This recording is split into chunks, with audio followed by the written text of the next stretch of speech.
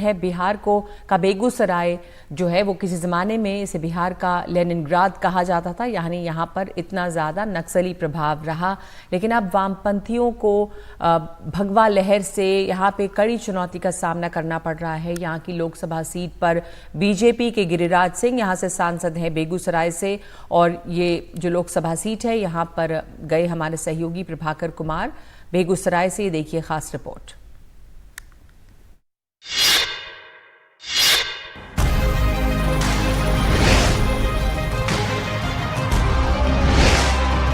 ये बिहार का बेगूसराय है। कभी लेफ्ट का गढ़ माना जाता था, लेकिन अब यहाँ भगवा झंडा लहरा रहा है। मौजूदा सांसद गिरिराज सिंह को बीजेपी ने फिर टिकट दिया है। उनके समर्थन में बीजेपी और सहयोगी दल पूरे लाव लश्कर के साथ मौजूद हैं। गिरिराज के सामने है सीपीआई के अवधेश राय। गिरिराज का दावा है कि लेफ्ट के दिन अब खत्म हो चुके हैं।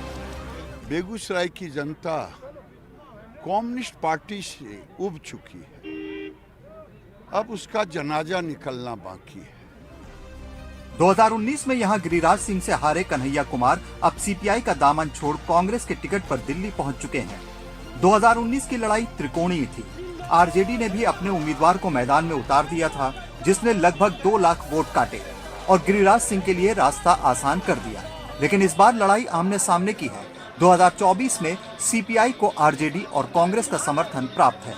गिरिराज सिंह का दावा है कि इस बार बिहार में सभी 40 सीटें जीतेंगे। मैं अगर कहूं, मैं 2014 में प्रधानमंत्री के नाम पर ही जीता, और 2019 में भी प्रधानमंत्री के नाम पर जीता, और 2024 में गिरिराज सहित एनडीए के 40 उम्मीदवारों को नरेंद्र मोदी के नाम पर ही जीतना।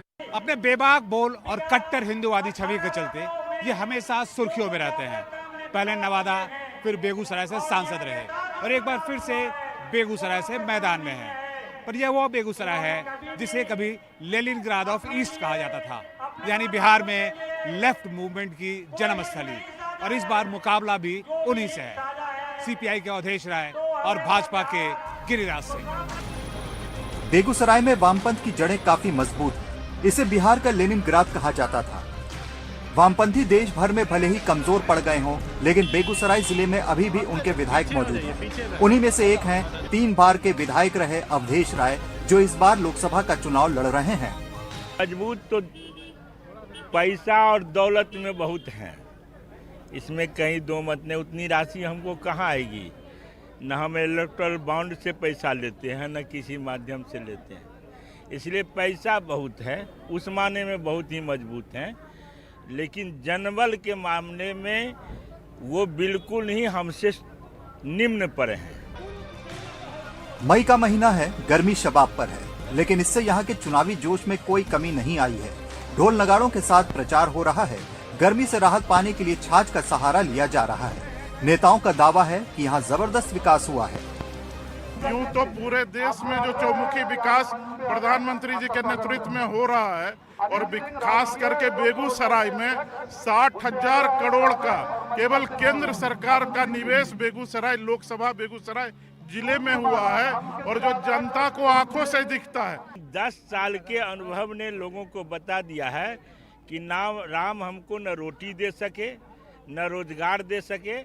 राम आस्था है, हमारा विश्वास है। रोटी, कपड़ा, मकान, शिक्षा और दवा जो एक आवश्यक शर्त है, 10 साल में लोगों का छिन गया। वही बेगूसराय की जनता का क्या कहना है, ये भी आपको सुनाते हैं। ऐसे हमारे गांव में मुद्दा मेन था रोड का, ठीक है, बिजली का, इस सब में कुछ स्तर पे सुधार हुआ है और बहुत कुछ बाकी है। गिरिराज के दल को खाली भूखा खाए घरी भोज खा ले तो और कुछ नहीं करतो जो, बस उतने ओकर गुण गई तो और कुछ नहीं करतो। मतलब केवल भोज खाते हैं, एकदम खाली पेट ओकर पहाड़ छे और कुछ नहीं छे। ना रोजगार है ना कुछ है, बेरोजगार, यहाँ बेरोजगारी है। बीजेपी के लोग राम मंदिर के भी बात करते हैं। आपको लगता है कि राम मंदिर पे लोग वोट देते हैं? राम मंदिर क्या चीज़ है? राम मंदिर पर वोट देना चाहिए, वो अलग बात है, हिंदुत्व है, उसका कोई मतलब नहीं है। लेकिन हम अपना तो रोजगार के लिए लड़ेंगे। मेरा पहले रोजगार चाहिए, तब न राम मंदिर। बेगूसराय सीट पर 13 मई को मतदान होना है। कभी बिहार की सबसे बड़ी औद्योगिक नगरी रही बेगूसराय मजदूर आंदोलन का भी केंद्र रहा है। यहाँ से जॉर्ज फर्नांडिस जैसे नेता निकले, लेकिन ये सीट अब लेफ्ट के हाथ से निकलकर बीजेपी के पास है। बाकी लोकसभा क्षेत्रों के मुकाबले बेगूसराय में मुद्दे और जनता दोनों पूरी तरह बटे हुए हैं। एक तबका है जो राम मंदिर की बात करता है, हिंदुत्व पे गर्वान्वित महसूस करता है, बिल्कुल अपने नेता की तरह। वहीं दूसरा तबका है जो वामपंथी विचारधारा का है, जो रोजी रोटी, रोजगार और हक के मुद्दे को उठाता है।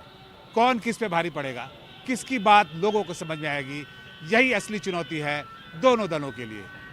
बेगूसराय से संतोष प्रसाद के लिए प्रभाकर कुमार, NDTV।